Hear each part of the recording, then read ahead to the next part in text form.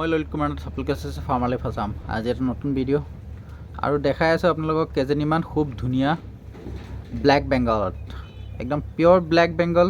আপোনালোকে দেখিছে, কাণ দেখিলেই, আপোনাৰ বডি ষ্টাইল দেখিলেই, পেটিছ চাইজ দেখিলে আপোনালোকে গম পাই যাব পিয়'ৰ ব্লেক বেংগল হয়। আৰু একদম সম্পূৰ্ণ ধুনীয়া ছাগলী হয়, একদম পুহিবলগীয়া ছাগলী হয়। ঠিক আছে, একদম পুহিবলগীয়া ছাগলী হয়। বডি চাইজ চাওক আপোনালোকে। আৰু এই ছাগলীকেইজনী গৈ আছে দুলীয়াজান, এই গোটেইকেইজনী গৈ আছে দুলীয়াজান। দাঁতত চবে সম্পূৰ্ণ, আৰু কিন্তু বয়স কিন্তু হোৱা নাই।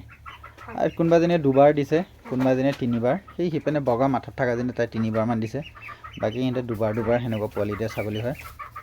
আৰু বডি ৱেইটত কথা যদি কওঁ, মই 30 কেজি ওপৰত আছে, দুজনীমান 40 কেজিটো আছে, 37, 38, 40 কেজি সেনেকুৱাটো আছে। ডাঙৰ চাইজৰ ছাগলী হয়, ডাঙৰ চাইজৰ পোৱালি হয়।